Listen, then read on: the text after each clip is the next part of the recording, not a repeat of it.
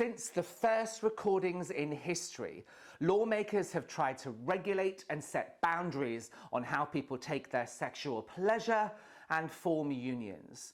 And as a result of this, for many same-sex couples, whether their union lasted 15 minutes or 15 years, they've had to do it in secret and in the shadows.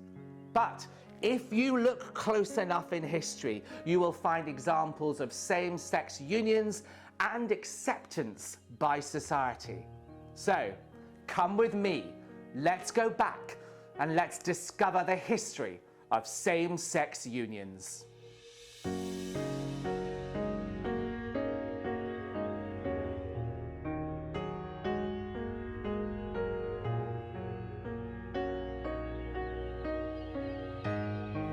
So, looking at some of the very early legislation from the Near East, we can see that they regulated on a whole load of sexual relations with prostitutes, with family members, with oxen, with pigs, with cattle.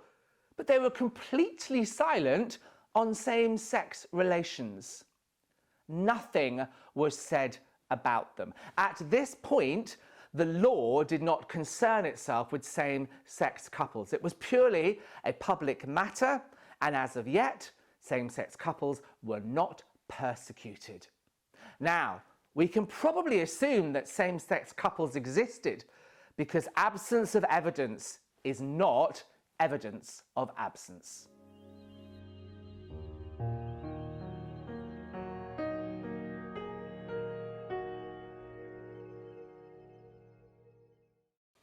It was not until 1,000 years BC that Hebrew law specifically legislated against homosexuality.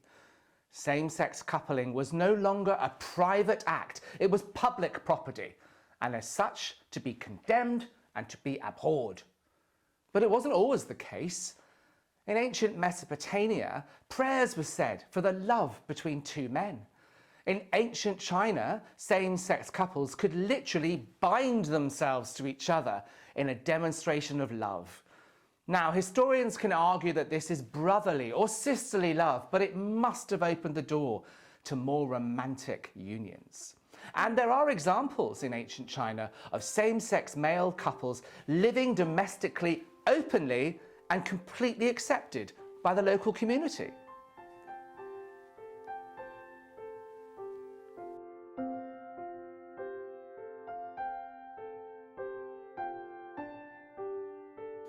The ancient Greeks were surprisingly relaxed in their attitude towards homosexuality, so much so that it's been described as the Eden of homosexuality, and male-on-male love was prized in Greek poetry.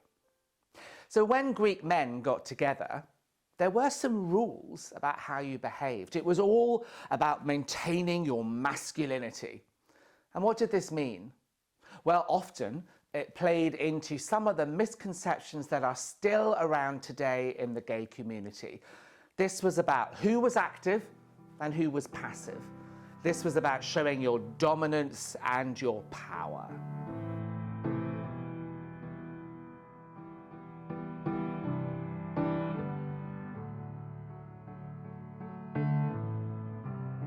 It's worth noting that the ancient Greeks did not define themselves by the sex act. Who you had sex with didn't make you anything different or special. There was the act of sex, and then there was who you were. If you had sex with a man, it didn't make you strange or different, and it certainly didn't make you a homosexual. They would not have recognized that term. It was too restrictive a classification for them. It was only really with the rise of Christianity, building upon the Hebrew law, that gays began to legally get attacked. Emperor Constantius legislated against same-sex unions, saying anyone who entered into such a union would receive an exquisite punishment.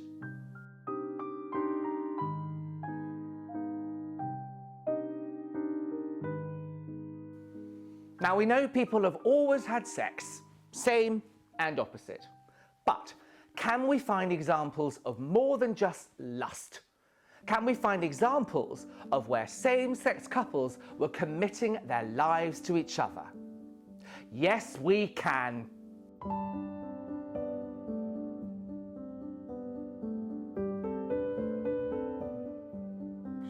In 337 BC, the elite sacred band of Thebes was established. This was made up of 150 male couples who were bonded together by way of personal affection, i.e., they were boyfriends. And Plutarch argued this was a tactical move. If you were fighting alongside your lover and you both got into danger, you'd be more likely to be brave, stand against the enemy, and stand up to protect the man you loved.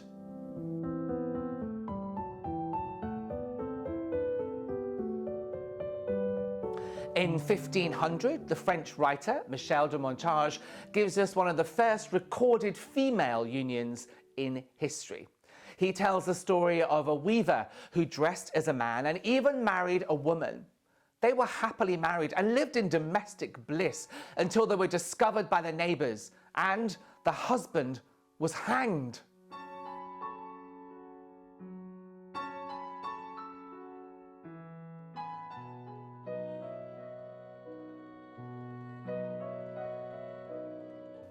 Now, despite the abhorrence by the Christian Church, there are examples in the Orthodox Church of same-sex unions known as brother-making ceremonies. And in these ceremonies, two men were bound to each other in a ceremony suspiciously like the wedding ceremony. And there are loads of examples in medieval France of these unions taking place.